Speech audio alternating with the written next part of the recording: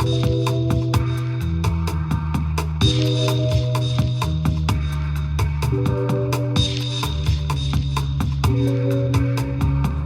I'm Morgan Pehme, Editor-in-Chief of City and State. Today, our guest is the Erie County Executive, Mark Poloncarz, who has very kindly come out to join us for the opening of City and State's new Buffalo Bureau. County Executive, thank you for joining us once again on City and State TV. Good to have you back in Buffalo and Erie County. Oh, it's always a pleasure. So, the cover story of this fine issue is about how Governor Cuomo has worked so hard to win Erie County and Western New York over the last 4 years. And on primary night, he and Kathy Hochul had very impressive numbers. What do you think that's a reflection of? Well, first off, the people are very, very pleased with the work the governor has done with regards to this community, the Buffalo Billion. Today, we announced that Solar City was investing $5 billion and 3,000 jobs that are coming with regards to the new solar production plant in Buffalo.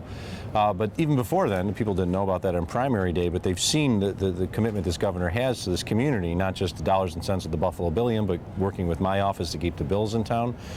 So I was very pleased to work hard with my staff, my political team, to deliver the vote, and the governor did fabulous, about 75% of the vote in Erie County, and the turnout was much higher in Erie County. He got 42,000 votes in Manhattan. He got roughly 40,000 votes in Erie County, and that rarely happens where the Democratic candidates basically get the same amount between Manhattan and Erie County. So that just tells you there was a concerted effort by many to bring the vote out, but we didn't have to fight for the vote among Democrats here. They came out to vote for the governor.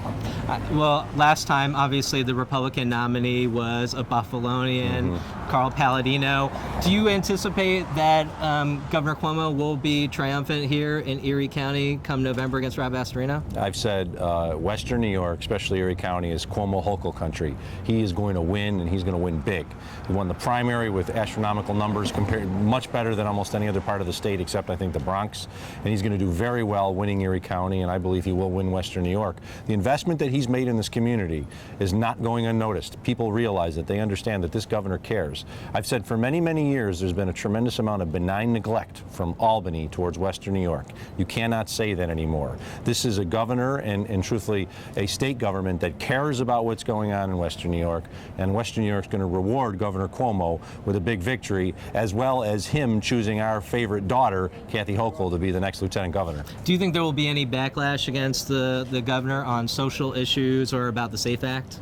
I don't think there will be a backlash on social issues. There's some parts of the rural districts of Western New York that aren't thrilled with the SAFE Act, and I'm sure the governor will probably not get the same amount of vote he would have gotten prior to the SAFE Act. But I still expect the governor to win with good numbers in Western New York and win Erie County big because the people realize that he does care.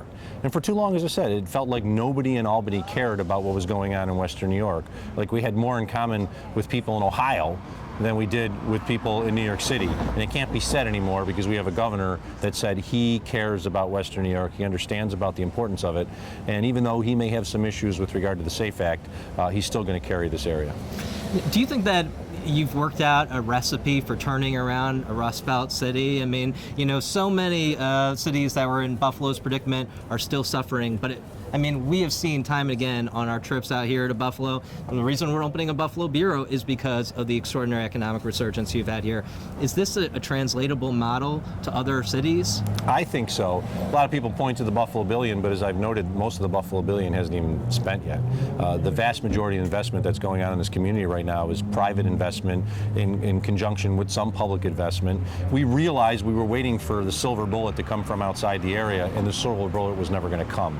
The silver bullet was us working together, and we did that to create new private investment to do canal side. We were waiting for Bass Pro for all those years to build a store. They never did. We said, to heck with it. We're going to do this on our own, and we're going to do it right. You see with the Buffalo Niagara Medical Campus, that dates back to Mayor Tony Masiello, who said we need to invest in health sciences because it's basically the industry of the future.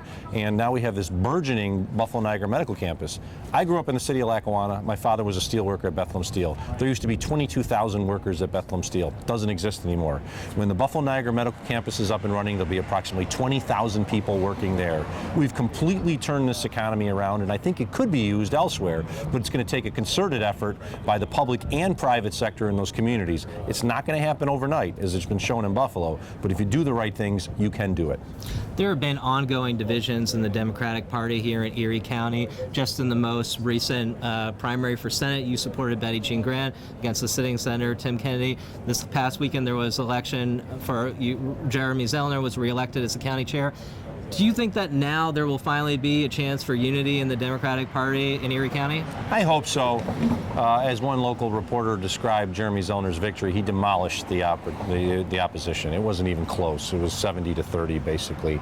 And I think the other side is looking now and saying, well, you know what? We've tried to knock out Len Lenahan, didn't happen. We've tried to knock out Jeremy Zellner, didn't happen. I mean, the governor's got a really good working relationship with my office, just like he has a good working relationship with the mayor. We realize we got to work together to get things done in government, and we are, even if we have some political squabbles every now and then. I like to point out that in 1912, the Democratic National Committee sent Woodrow Wilson into Buffalo to give a big speech. But the real reason he came into Buffalo is because the Democratic National Committee realizes if they wanted to win New York State, they had to win Buffalo, and he was brought in to try to bring together the disparate parties that were fighting in Buffalo. So there's been fights among the Democratic Committee in Erie County for more than 100 years. But I think now everyone realizes it's time to put the fights aside. Jeremy Zellner won with an overwhelming victory. I support him. Congressman Higgins supports him. I'm glad to hear the mayor has agreed to sit down with the chairman, and I think that'll help alleviate a lot of these issues. Governor Cuomo hasn't ruled out endorsing Senator Grisanti for re-election. All right, where are you going to? Are you going to issue an endorsement in that race? Where are you going to follow? Are you going to support Mark Panepinto? Well, Mark Panepinto is a longstanding friend of mine. I've had his yard sign on my lawn dating back to his primary, which he did have a primary, and he won that. So I'm intending and have already been supporting Mark Panepinto, and that will continue. If the governor does come out publicly for Mark Grisanti, it will be an interesting situation because the leader of the Democratic Party in New York State is Governor Andrew Cuomo. And if he comes out and he says he's supporting Mark Grisanti, it's going to put a lot of us in an interesting position. As of right now, I've committed to Mark Panepinto, and I don't see a reason to change that. Do you have any apprehensions about supporting Panepinto given his past conviction for election fraud? I've talked to Mark about that, and I said it's going to probably be an ugly race. They're going to come after him. I'm always willing to give someone a second chance, and I know Mark was given a second chance, and I know him to be a good man. I've known Mark for a long time. He made a big mistake, there's no doubt about it, and he will have to sell that himself to the voters and saying, I made this mistake, give me another chance. The legal community gave him another chance. They didn't take his license away. I'm a lawyer. They gave him another chance, and he's been a very good lawyer. And I hope he does have the opportunity to present himself fairly, though I'm expecting him to be basically tarred and feathered. County Executive, thank you so much for your time. All right, Morgan, my pleasure. And thank you for coming out to the opening of our Buffalo Bureau. Glad to have you here.